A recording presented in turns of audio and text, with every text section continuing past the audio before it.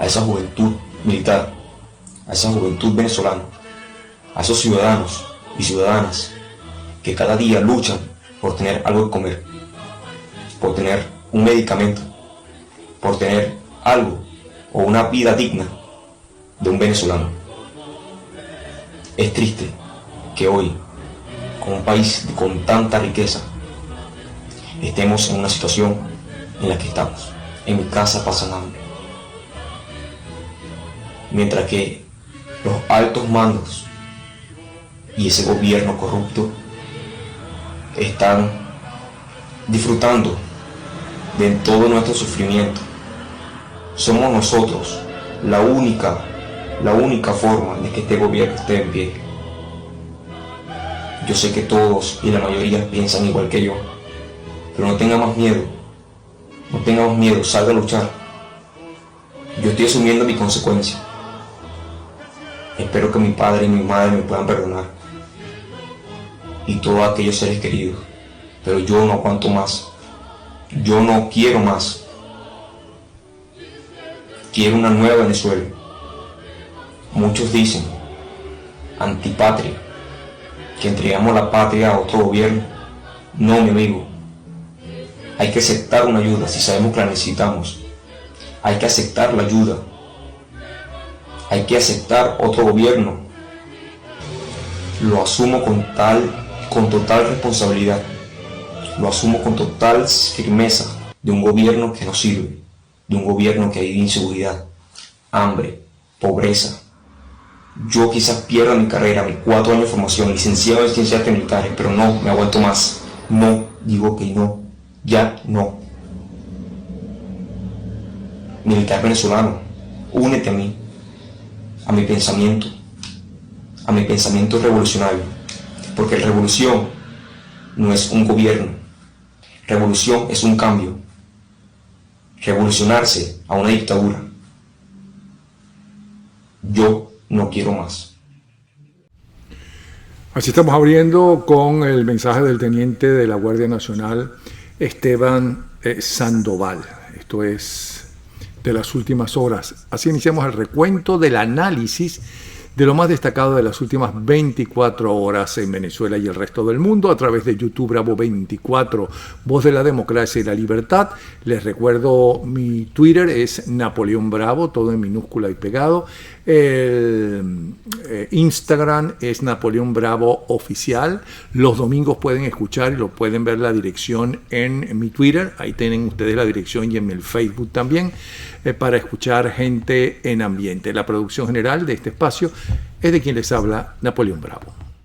A esa juventud militar, a esa juventud venezolana, a esos ciudadanos y ciudadanas que cada día luchan por tener algo que comer. De eso justamente vamos a hablar, de qué hacen los ciudadanos y las ciudadanas. Vamos a discutirlo con Daniel Lara Farías, también vamos a tener a Carlos Sánchez Berzaín. ¿Por qué es tan difícil la salida de las dictaduras que se hacen llamar de izquierda? Bueno, ya se hacen llamar socialistas y cosas de estas. Bueno, ya estamos en el aire y aquí están las noticias más destacadas de las últimas 24 horas y más que las noticias, el análisis. En la Venezuela de hoy es importante que no te comas el cuento trasnochado del régimen y su retórica antiimperialista. En Venezuela hay una sola verdad. Las sanciones son culpa de Maduro y su obsesión por mantenerse en el poder. Las últimas decisiones tomadas por los Estados Unidos contra el régimen no son un embargo, tampoco son un bloqueo financiero. Son medidas de presión en contra del usurpador y sus cómplices en guisos internacionales que siguen financiando a una dictadura que solo genera sufrimiento al pueblo. ¿En qué te afectan a ti las medidas tomadas por Estados Unidos?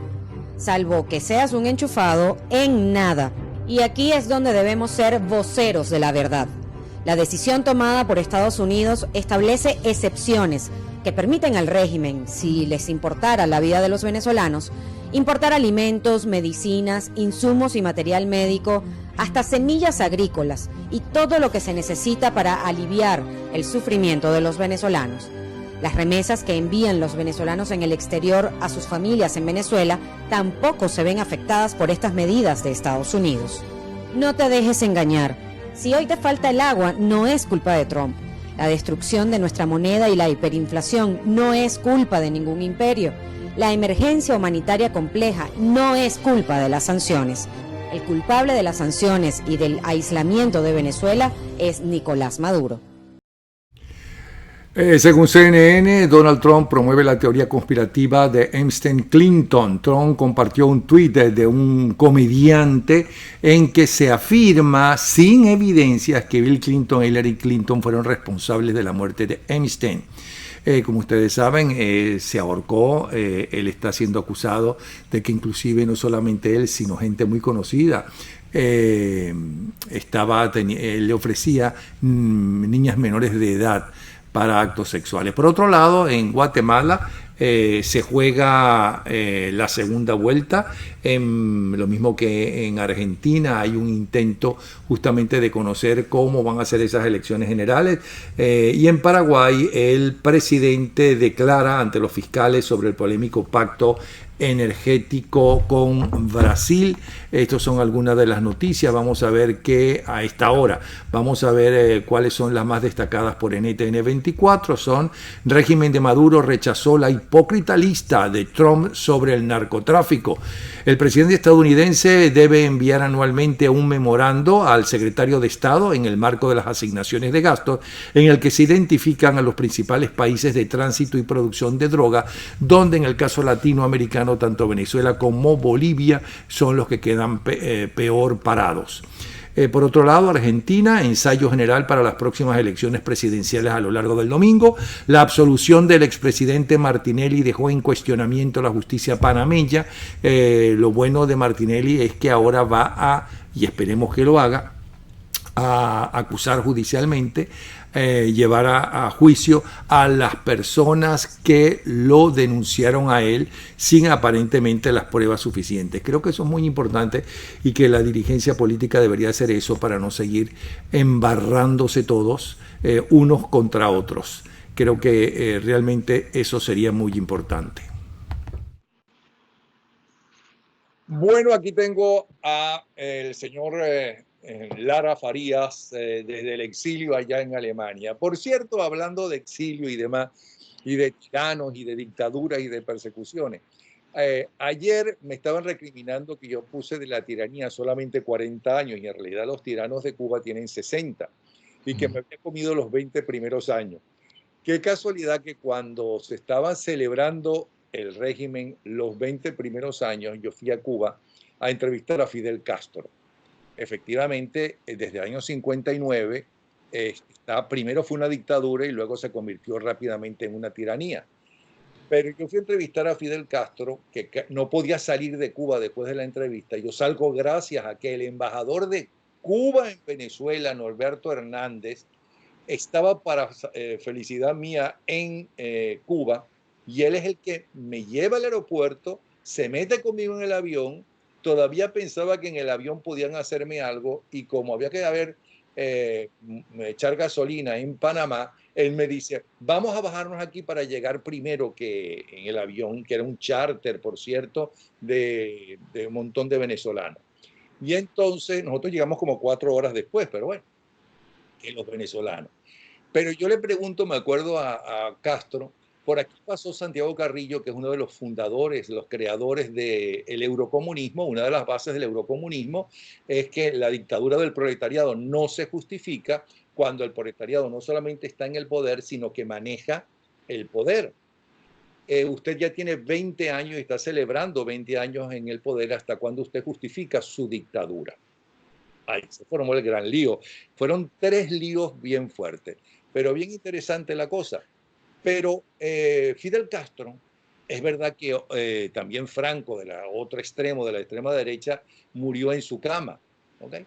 Pero Fidel Castro también murió en su cama. ¿Por qué esas dictaduras de izquierda, en líneas generales, ¿no?, tardan tanto en caer o es tan difícil de que caigan?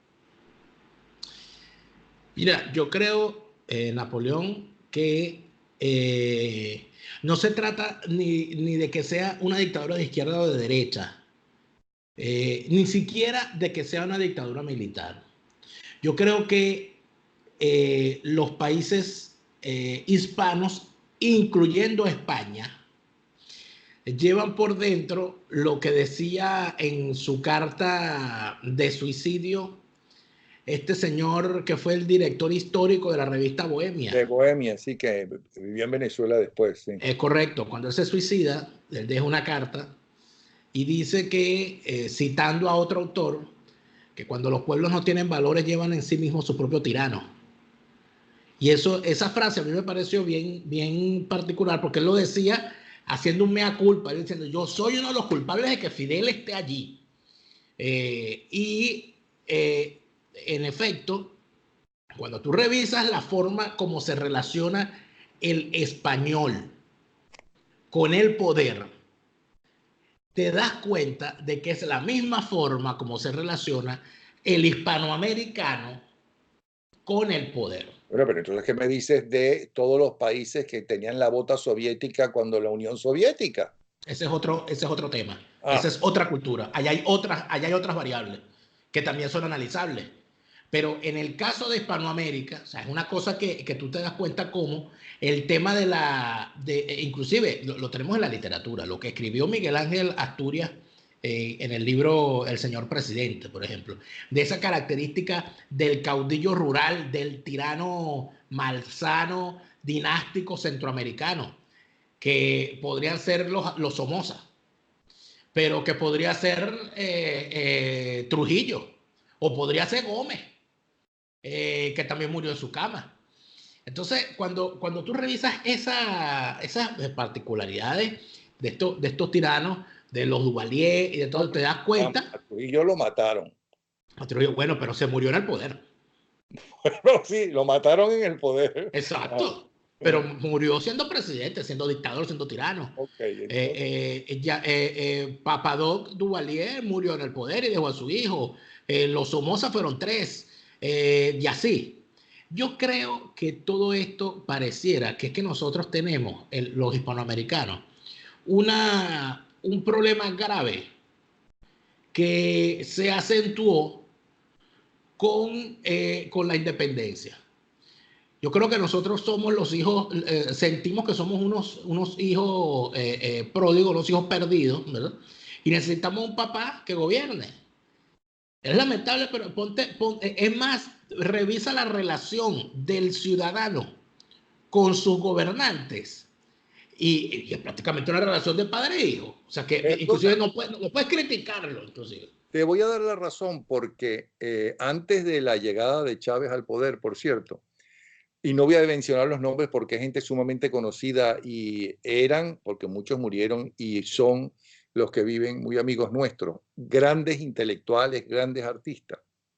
Algunos de ellos, ¿no?, admiraban a Fidel Castro. Yo le decía a mi esposa, esta admiración a un tirano como Fidel Castro, ¿okay?, fíjate que es la necesidad de un padre, porque fulanito, fulanito y fulanito, eran 3 o 4, ¿okay?, tuvieron malos padres o fueron abandonados por sus padres, que es un poco lo que tú estás diciendo. Con personas concretas que yo conocí, gente muy inteligente, muy bien preparada, que uno no entendía, porque uno puede entender que a Fidel Castro se le pueda admirar tal vez en el 59 y 60, está bien, hasta ahí, llégate hasta ahí, pero que por ejemplo Mario Vargas Llosa tuviera que esperar hasta casi finales de los 70 para abrir los ojos y descubrir que era aquello. Dice, pero un tipo tan brillante como Mario Vargas Llosa, que iba tantas veces a Cuba, es verdad que tú puedes medio engañar a la gente en una dictadura, ¿ok? Claro. Pero que tardara tanto, bueno, y no hablemos de García Márquez, que murió siendo gran amigo de Fidel Castro. Siendo castrista, pero fíjate. ¿Por qué? Entonces continúa Bueno, entonces ve el otro tema. El problema que tenemos en Latinoamérica, ya no en España, pero sí en Latinoamérica. Y estoy seguro que en España debe haber algo parecido por la cantidad de conflictos civiles que han tenido. En América Latina, el tema del padre ausente es recurrente por la cantidad de guerras que hemos tenido en América Latina a lo largo de la historia. Hubo generaciones completas que no conocieron a sus padres.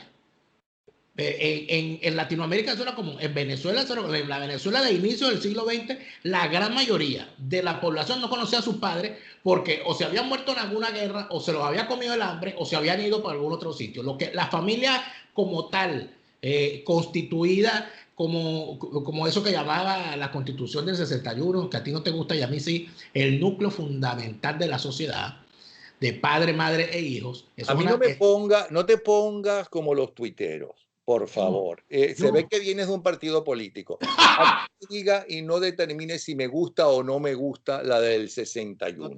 Yo no he dicho que no me gustaba. En ningún momento te lo dije. Te gusta la del 99, pero te gusta Entonces sigue adelante, pero te gusta la del 99 más que la del 60. Adelante. Entonces, bueno, el punto es que más allá de eso, ponte a ver que la familia, como llamamos hoy en Venezuela, la familia normalmente, entre comillas, constituida de padre y madre, eso es una cuestión del siglo XX. O sea, la familia constituida es una cuestión del siglo XX. Es más, revisa la propia situación de la gran mayoría de los líderes políticos del siglo XX y te vas a dar cuenta de que hay en muchos de ellos un problema particular en el caso de familias no necesariamente constituidas de forma correcta. Herrera Luque diría que eso es lo que heredamos de los españoles, que le echaba la culpa a los españoles de todos los defectos que teníamos. Yo quería mucho a Herrera Luque y él a mí, pero mi discusión era, bueno, pero han pasado siglos y todavía entonces no hemos sido capaces de mejorar las cosas. Bueno, porque es que la historia es así, Napoleón. Pasan muchos años antes de poder... Hay cosas que no se superan nunca. ¿Tú crees que es posible que la discusión en España ahorita sea en los mismos términos del 36? Eso me parece una cosa ridiculísima. Eso pueden llegar a una dictadura de nuevo. Exacto, o sea, están discutiendo cosas que se pensaba que estaban superadas desde los años 40. Sí, Entonces, pero la transición de la dictadura de Franco a la democracia fue una maravilla gracias a el líder del Partido Comunista, gracias a un líder que venía del franquismo, por cierto, gracias a Felipe González. Vamos a estar claros. O sea que ojalá nosotros podamos tener algo parecido. Y gracias a la responsabilidad, cosa que pocas veces se dice, al rey, y gracias a la responsabilidad de los liderazgos políticos de los partidos nacionalistas. Bueno, pero otra cosa, pero no nos vayamos tan bien. Cuando murió Juan Vicente Gómez, que Eleazar López Contreras heredó todo el poder, ¿no? Sin prisa, pero sin pausa, como él decía. Él no se quedó con todo el poder y no se convirtió, no continuó la dictadura, sino que fue poco a poco él, Medina, etcétera, etcétera, ¿no? Abriendo los cauces para la disidencia, para los partidos políticos. O sea que también en Venezuela hicimos eso. De alguna manera se hizo, pero cuando tú revisas las particularidades de esa transición, te encuentras que, por ejemplo, yo creo que en el año 45 hay mucho lo que todavía se tiene que decir. Cuando tú revisas las memorias políticas de esa época, escondidas, por cierto, porque esto no le gustaba contarlo a Betancourt, no le gustaba contarlo a Larrazábal, no le gustaba contarlo a Pérez Jiménez. Recientemente hay unas memorias del el almirante Zamora Conde, el general Zamora Conde. El general Zamora Conde fue uno de los decanes de Betancourt cuando el trienio Adeco. Y él en sus memorias, él cuenta, él dice algo, es su opinión obviamente, pero es algo que rompe más o menos el relato de todos los de la época. Y creo que es interesante revisarlo porque él dice que la oficialidad de su generación se sentía, rechazaba los comportamientos de Medina Angarita por algo por lo cual los civiles hoy en día, los que defienden a Medina, consideran que Medina era bueno por quitarse el uniforme. Porque Sayas Medina dejó de usar el uniforme en público y se convirtió en un presidente sin uniforme. Cosa que está yendo demasiado lejos. La pregunta es, ¿por qué crees que hoy en día, ahora, ¿no? Es tan difícil que los bolivianos, los nicaragüenses, los venezolanos, y no hablemos de los cubanos, ¿no? Hoy en día, que todo se sabe, que hay que desde el punto de vista legal se han hecho una serie de reformas y se ha universalizado en parte, aunque no demasiado todavía, las penalidades se han universalizado. ¿Por qué duran tanto? ¿Por qué es tan difícil de que caigan todas esas dictaduras? Aunque arruinen a los pueblos como ha hecho los Castro, como está haciendo Maduro y Chávez. Yo pienso que todo va adicional a lo que ya dijimos de la forma como vemos el poder, en la forma como nos vemos como ciudadanos. O sea, tenemos un déficit de ciudadanía en América Latina donde pasamos de ser súbditos y nunca llegamos a ser ciudadanos. No hicimos esa transición. Nosotros nunca entendimos lo que significaba dejar de ser súbditos del rey, de unas colonias, para pasar a ser unos ciudadanos de pleno derecho de una república. Y cuando tú revisas inclusive los problemas que hay, tú me hablas de Bolivia, te puedo hablar de Ecuador, los problemas que hay de inclusión de los sectores indígenas de esa población, que no es cualquier cosa, que es bastante, o sea, te das cuenta de que había unas cosas unas medidas discriminatorias que duraron hasta no hace mucho en el Ecuador y en la propia Bolivia. Cuando tú te das cuenta de que en efecto hay una minusvalía de la ciudadanía, de que ser ciudadano es algo cuyo poder, eso que dicen en los Estados Unidos, el término que utilizan, el contribuyente, los electores, los ciudadanos, o sea, estamos hablando de unas categorías donde la responsabilidad es de la persona que elige el funcionario. En Estados Unidos la mayoría no va a votar y nosotros como ciudadanos fuimos ejemplos en el mundo entero lo que fue el ciudadano venezolano, por ejemplo, en el metro, lo que eran los ciudadanos venezolanos en las manifestaciones, ya sea en la Cuarta República o en esto que no es la Quinta, sino el detritus de la Cuarta República, ¿ok? Porque la Quinta no la hemos tenido todavía. ¿Ok? Entonces, si nosotros nos hemos comportado mucho mejor que los franceses que salían a quemar y todavía salen a quemar vehículos y demás, ¿de qué ciudadanía hablas? O sea, ¿por qué nos estás menospreciando si a la hora de la verdad sí fuimos grandes ciudadanos? ¿Y entonces por qué llegamos a donde llegamos? Porque había una crisis política en Venezuela, una crisis de partido, que es por cierto lo que se está viviendo ahora en la mayoría de los países. Esa misma crisis. Por eso, y no se puede solucionar porque la dirigencia política, que es la primera responsable, porque para eso son dirigentes políticos. O sea, evidentemente en política los primeros responsables, la dirigencia política, no estuvo a la altura como lo estuvo en los años 50, 60, hasta los años 70. Yo creo que la crisis empieza a finales de los 70. Pero es que es que la culpa es del ciudadano. O es que la culpa es de los adecos. Cuando a los adecos le dieron en las votaciones donde gana Chávez, ¿no? Le dieron a elegir por Salas Romer, que era más parecido a un adeco. El chavista el Chávez de ese momento, que no fue el Chávez después que agarró el poder y tenía el poder, o Salas Romer, que era lo más parecido a un líder adeco. Yo pienso que lo más parecido a un ciudadano en Venezuela, en ese momento, podía ser cualquiera de los políticos surgidos del proceso de descentralización, incluidos a la Roma. Y lamentablemente nosotros eso no lo entendimos. Y es allí donde tú entras en la categorización de la ciudadanía, Napoleón. O sea, tú no puedes pretender que esta gente llegó como extraterrestres en un ovni. Estos políticos llegaron allí porque los nombró un ciudadano. Votación fundamentalmente del principal partido, aunque ya en decadencia, como era Acción Democrática, que fue el principal partido de la historia contemporánea de Venezuela. Y por cierto, el que más hizo, ¿no? Si alguien hizo una revolución fue Acción Democrática, una revolución educativa y sanitaria, vamos a destacar, entre otras, ¿ok? Entonces, y de obras públicas, entre otras, pero obras públicas realmente para el pueblo, porque dicen, bueno, es que obras públicas hizo Pérez Jiménez. No, sí, hizo obras públicas grandiosas que se veían y demás, pero muchas más obras públicas hizo Acción Democrática en primer lugar y COPEI en segundo lugar, casas en todos los rincones del país y de todos los, para familias humildes, la reforma educativa que llegó a todos los rincones del país. Claro que sí, vale. Claro que sí se hizo. Sin duda, nadie ha dicho lo contrario. Pero ¿Y a ti no votaron por Chávez? Bueno, votaron por Chávez porque había una crisis política y la gente estaba hasta aquí.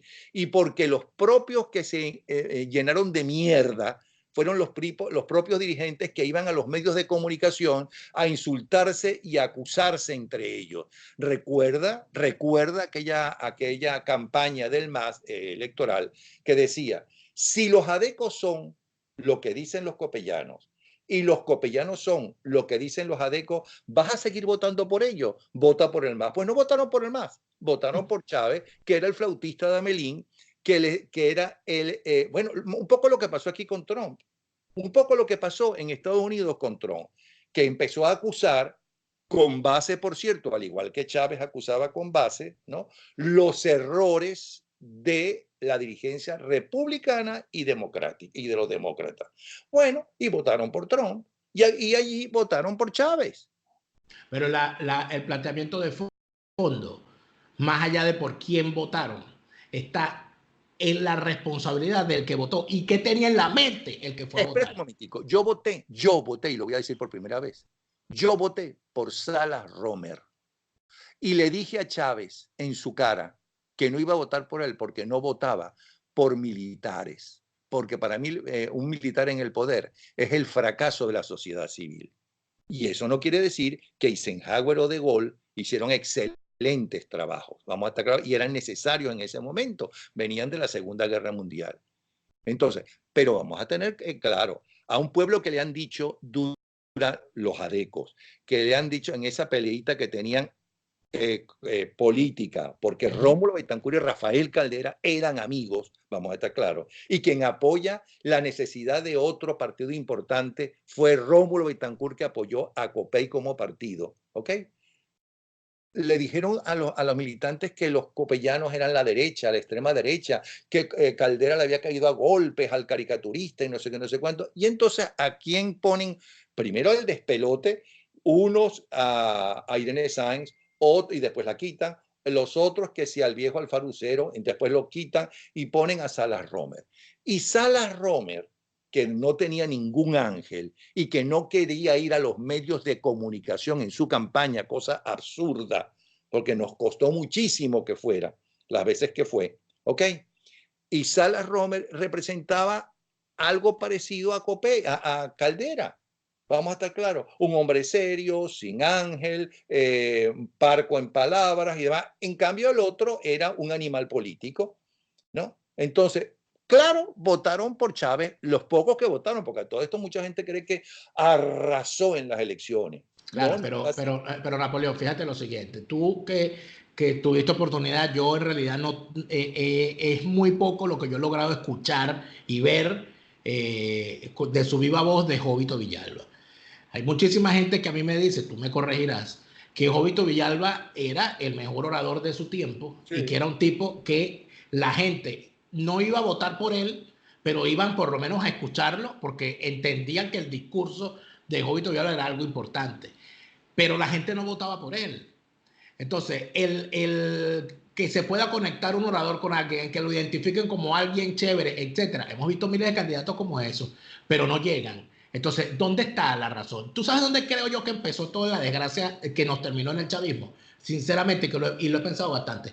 Yo pienso que toda esta desgracia arrancó y quizás se podría comparar con la Cuba de Fidel y con todo lo demás. Yo pienso que la desgracia de Venezuela arrancó cuando el ciudadano, y yo pienso que eso se puede ubicar ya por ahí a principios de los 80, cuando el ciudadano dejó de vincular su voto con una solución de sus problemas.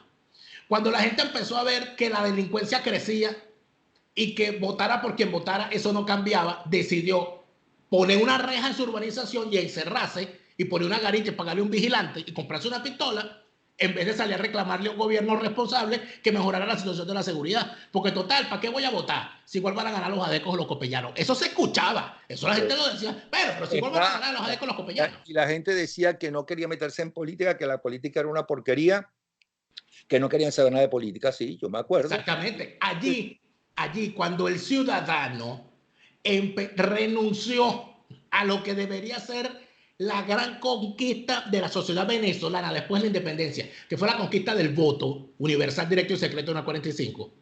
Después que el ciudadano dice, no, ¿para qué tú vas a votar? Si eso te metas en política. Eso no... Cuando renunciamos a eso, ¿qué pasó? Llegaron los aventureros. Llegaron los aventureros y no es nada más Chávez, porque cuando tú revisas si le echamos una revisadita a todo lo que surgió del 98 en adelante, te das cuenta de una cantidad de fenómenos donde te puedes conseguir a un Chávez, pero te puedes conseguir un Rosales, donde te puedes Pero espérate, conseguir... espérate, espérate. Estoy totalmente de acuerdo contigo, excepto una cosa. Te vas demasiado cerca. Los aventureros también se empezaron a apoderar de los dos grandes partidos, y sin duda. especialmente del más importante, que era COPEI, que era Acción Democrática, hasta el punto de que estuvieron a punto de votar a Rómulo Betancourt del partido. ¿Te acuerdas cuando dijo en el Poliedro que hay que sacar a los ladrones del partido? Sí. Y a patadas, y Claro. casi lo sacan a él. Los Claro. ladrones casi lo sacan a él. Entonces, mira, los ciudadanos tendremos alguna responsabilidad, no lo pongo en duda, y claro que la tenemos, pero al fin y al cabo nos corresponde votar.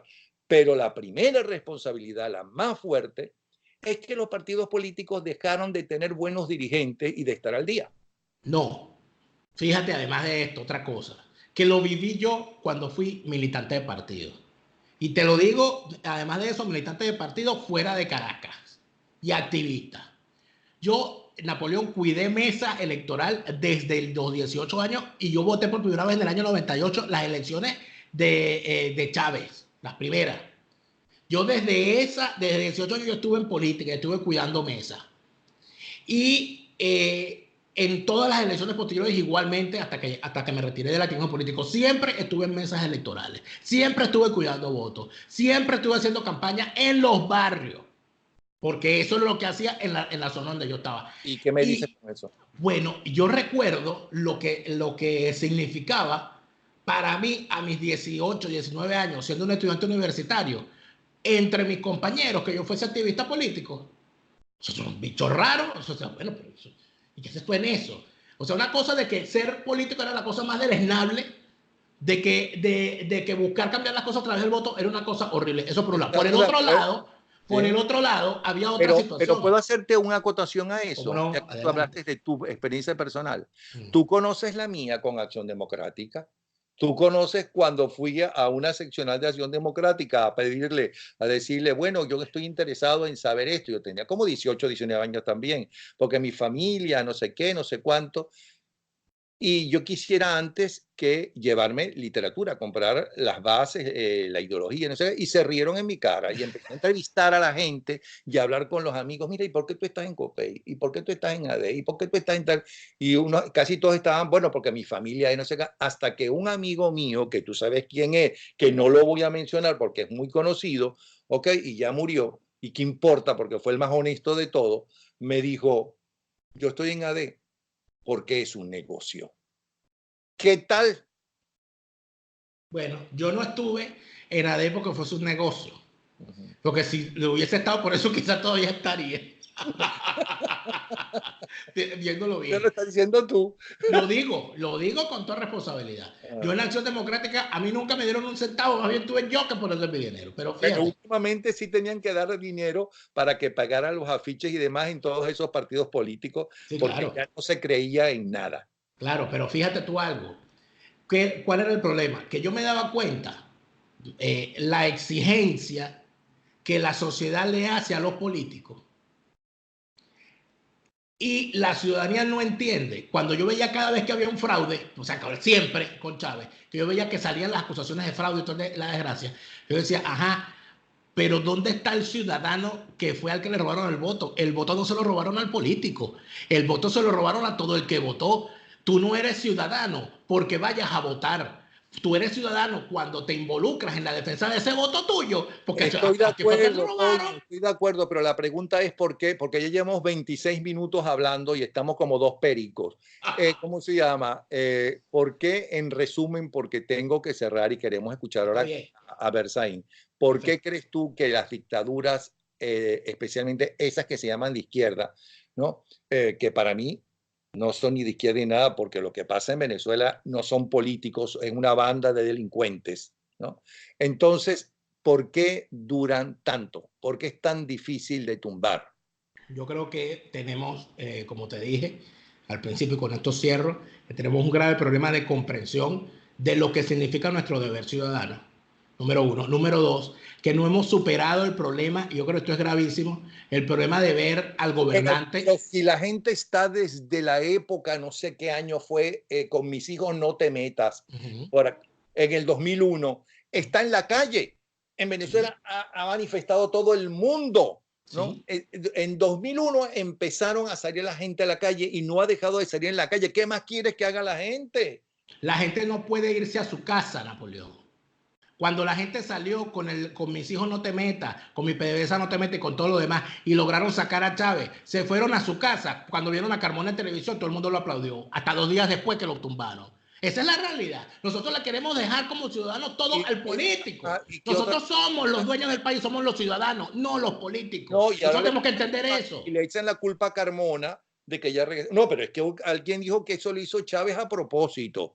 Porque para inventan cualquier cosa, que Carmona que todo eso era una complicidad de Chávez para deshacerse de la gente. Bueno, pero entonces para ti la culpa es de la gente. O sea, para ti la culpa de que Maduro esté allí y su banda es del ciudadano. Los ciudadanos tenemos, que no me excluyo, los ciudadanos tenemos que entender que nuestra responsabilidad no termina cuando metemos el voto en la caja. Que nuestra responsabilidad no termina allí. Y que además de eso, ese señor al que nosotros montamos en la presidencia no es nuestro papá para cumplir el mandamiento de honrarás a tu padre y a tu madre. Eso entonces que como es mi papá, yo no le puedo llevar la contraria porque Paito siempre tiene la razón. No, señor. O sea, si ese es un dirigente político, yo tengo la responsabilidad de decirle, mire, por allí no es, así no son las cosas, usted tiene que hacerlo de esta manera. Desde el 2001 le están diciendo a estos delincuentes que por ahí no es la cosa y que están en contra de eso. En este momento, según la última encuesta de Data Analysis, no hay mayor arrechera y rechazo, tiene casi un 90% de Maduro, de Diosdado Cabello, de toda esa gente. Bueno, ¿qué más le puede decir la gente? Bueno, algo hemos hecho mal, Napoleón. Porque si no, no estarían allí. Esto, en realidad, yo siento la misma frustración que sientes tú y que sentimos todos. ¿Cómo es posible que tengan 90% de rechazo y no se caen? Y se va a morir, se murió Chávez en el poder y Maduro también se va a morir en el poder si lo dejamos. Y se murió Fidel en el poder y bueno, y Raúl Castro morirá allí con sus títeres que tiene allí. ¿Por qué la sociedad no hace nada? Para terminarte con esto. Fíjate, este es el que te voy a dar. La última vez que detuvieron a este señor disidente cubano, cuyo nombre siempre lo olvida, el Moreno, de estos grupos políticos que hay en Cuba de la disidencia. Yo recuerdo cómo se lo llevaban de su casa a Rastra y cómo había tres policías llevándose al hombre. Y alrededor estaba todo el vecindario viendo y gritando, no se lo lleven, no se lo lleven. ¿Tú crees que hubo una sola persona que se metió a agarrar a los tres policías? Habiendo 100 personas alrededor, no hubo quien se metiera. ¿Por qué? Porque la sociedad se domesticó. Porque la tiranía domesticó a la sociedad. Años de tiranía, de dictadura, de asesinatos y demás. Exactamente. ¿Vamos a llegar nosotros a eso en Venezuela? Bueno, gracias Daniel Lara Farías. Vamos a ver qué dice al respecto Carlos Sánchez Berzaín, que para la gente que no lo conozca, él es un abogado, es político, es boliviano, fue ministro de la presidencia, fue ministro de gobierno y hasta ministro de la defensa durante el primer y segundo gobierno de González Sánchez Lozada. Él tiene 4 puntos según los cuales piensa que estos delincuentes tardan. Por eso es que es tan difícil sacarlo. Nos seguimos conversando mañana, pero un poco más corto, ¿no? Está bien. Porque no, tampoco es para que nos agarremos el programa. Es verdad. Ok. Un abrazo. Hasta luego. Gracias. Hasta luego.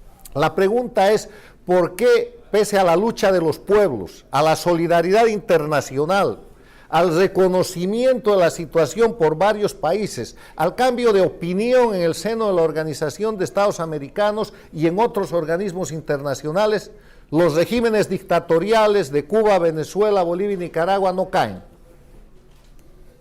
Y para explicar eso, yo he desarrollado lo que llamo la estrategia dictatorial del castrochavismo para mantenerse en el poder. Y analíticamente, desde el punto de vista del análisis de la realidad objetiva y de la ciencia política, la estrategia del castrochavismo para mantenerse en el poder tiene 4 elementos. El primer elemento es resistir en el poder a como dé lugar. El segundo elemento es desestabilizar a las democracias que representan para ellos una amenaza. El tercer elemento es politizar su situación para disimular de esa manera la condición de actores del crimen organizado que ellos tienen. Y el cuarto elemento es negociar permanentemente para mantener esa situación en el poder. Voy a desarrollar cada uno de estos elementos. Resistir en el poder, desestabilizar las democracias, politizar su situación y negociar. Cuando hablamos de resistir en el poder, estamos viendo cómo la dictadura cubana, la dictadura venezolana, la dictadura nicaragüense, la dictadura boliviana, tienen cantidad de masacres en su haber. La violación de los derechos humanos no es un problema. El adversario político es un enemigo. Y al enemigo lo eliminan, lo encarcelan, le asesinan la reputación o lo fuerzan al exilio. Y forman dentro de su país, dentro del país que controlan, forman simplemente un escenario en el cual construyen una oposición funcional. ¿Qué es una oposición funcional? Es como una jaula. La jaula puede ser muy grande o puede ser muy pequeña, pero quienes están en la jaula no pueden salir de ahí. Y en ocasiones el límite es no hablar mal del dictador, en otras ocasiones puedes tener más acceso al poder, puedes ser alcalde, diputado, pero tienes que simular que eso funciona como una democracia, estando limitado fundamentalmente en la imposibilidad de acceder al poder. Y la esencia de lo que es una oposición en democracia es que es opositor a aquel grupo o actor político que por la vía de las elecciones y el Estado de Derecho tiene posibilidad de acceder al poder. Ninguna de las que se llaman oposiciones en las dictaduras de delincuencia organizada de Cuba, Venezuela, Bolivia y Nicaragua tienen la posibilidad de acceder al poder. Hacen el juego de legitimación que es para lo que están construidas. Los verdaderos opositores, lo he dicho y lo reitero, están muertos, están presos o están en el exilio. Hay excepciones que pueden confirmar la regla, pero esa es la regla. Entonces, ese es el primer elemento. Las dictaduras resisten a como dé lugar. No les importa matar a nadie o matar a cuantos. Miren Venezuela, miren Nicaragua, miren la propia Cuba, miren Bolivia, donde hay más de 20 masacres pequeñas, pero que sumadas dan decenas de muertos cometidos en los últimos casi 14 años por el dictador Morales y su régimen, aplicando la metodología castrista. El segundo elemento de esa estrategia es desestabilizar a las democracias que son una amenaza para ellos, y además lo hacen públicamente. Uno de los instrumentos más importantes de operación política, entre comillas, del castrochavismo es el Foro de Sao Paulo. El Foro de Sao Paulo se reunió en La Habana hace un año y sacó como conclusión que para defender los regímenes de Cuba, Venezuela, Bolivia y Nicaragua había que empezar a desestabilizar a los aliados del sistema del imperialismo que los atacaban. Y empezó la desestabilización en Chile, en la Argentina, en el Brasil, en el Perú, en Colombia, se puede ver objetivamente, en el Ecuador contra el presidente Lenín Moreno, y contra los propios Estados Unidos de América. ¿Ustedes creen por ventura que este sistema de presión migratoria que se presentó de pronto es una creación del proceso social? Es un hecho político digitado para desestabilizar y agredir al país que es la primera democracia del mundo, que son los Estados Unidos. O sea, les estoy dando ejemplos de cómo se pone en marcha un proceso de desestabilización de las democracias para que las democracias estén ocupadas en el proceso interno y no se ocupen de que caiga la dictadura de Venezuela, la de Cuba, la de Bolivia o la de Nicaragua. Lo hacen bien. El tercer elemento es politizar su situación. Una de las características que el mundo puede comprobar por la revolución comunicacional, por la tecnología que ahora permite que en tiempo real todos sepamos las noticias y más, es que las dictaduras, el castrismo en Cuba, el castrochavismo en Venezuela, en Bolivia y en Nicaragua, no son actividades políticas. Eso no es política.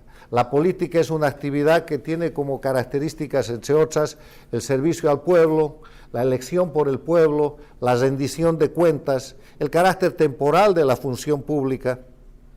Esto no es política, estos señores toman el poder y se quedan para siempre y matan, asesinan, roban, hacen lo que quieren y para mantener su impunidad siguen en el poder. Eso se llama crimen organizado transnacional y no está en el ámbito de la política, sino está en el ámbito más bien de la Convención de Palermo contra el crimen organizado transnacional. Pero ellos, para no ser presentados como criminales, para que no se termine de caer la careta de la simulación política, lo que hacen como tercer elemento de su estrategia para mantenerse en el poder es politizar. Se presentan como revoluciones, se presentan como defensores de los pueblos, se presentan como progresistas, se presentan como populistas, se atribuyen ideologías que ya están superadas por la historia, son izquierdistas, son socialistas, son inclusive comunistas, cualquier cosa que les sirva para no caer en el verdadero ámbito donde están, que es el crimen organizado transnacional. Y en eso consiste la politización. O sea, los Castro se creen políticos cuando en verdad son criminales. Chávez y Maduro reclaman condiciones y fueros como políticos e inclusive como dignatarios de Estado cuando en verdad son criminales. Ortega y Evo Morales hacen exactamente lo mismo porque la politización los beneficia en aprovecharse del Estado, en presentarse como gobernantes y en privilegiarse con la serie de inmunidades y de beneficios que esa situación trae. El cuarto elemento es negociar, y lo estamos viendo hoy en día en el tema de Venezuela. ¿Qué número de negociación es esta entre la dictadura venezolana y la oposición venezolana? Yo ya he perdido la cuenta. Han negociado siempre. Esta es la enésima negociación en la que esta vez el presidente Guaidó, sin ser reconocido como presidente, ha aceptado una negociación en Barbados, que es la continuación de la negociación de Noruega. Noruega arma la negociación y la lleva adelante y Noruega no ha reconocido a Guaidó. Entonces, en esa dinámica, el negociar es una manera de adquirir un balón de oxígeno, es una manera de tener un poder de sobrevivencia de parte de las dictaduras. La negociación es el instrumento preferido para dilatar, para distender, para volver a empezar, para dividir al adversario, para hacerle perder fuerza y para poner en marcha un nuevo momento del proceso dictatorial.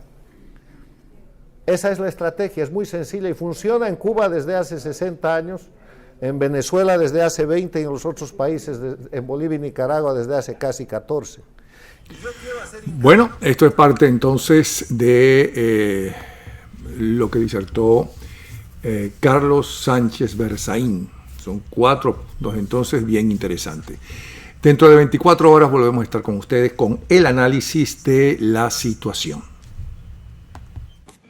Aquí en un ensayo, y de verdad muy contento de escuchar nuestra música venezolana. Julia, el apellido de verdad se nos hace un poquito complejo, pero ¿cómo es el apellido? Para que la gente de Venezuela y algún... De Leitner. Bueno, nos viene desde Alemania, y el maestro Danilo Cabaluz, un gran músico chileno, tienen un dúo y yo soy el entrépito hoy, el que está, bueno, disfrutando mucho de este encuentro con ellos dos y seguro que será por mucho rato. De verdad, gracias por la música y gracias por la belleza, de verdad que hacía falta. Este es El Diablo Suelto. ¿Lo hacemos? Un gusto, vaya, vaya.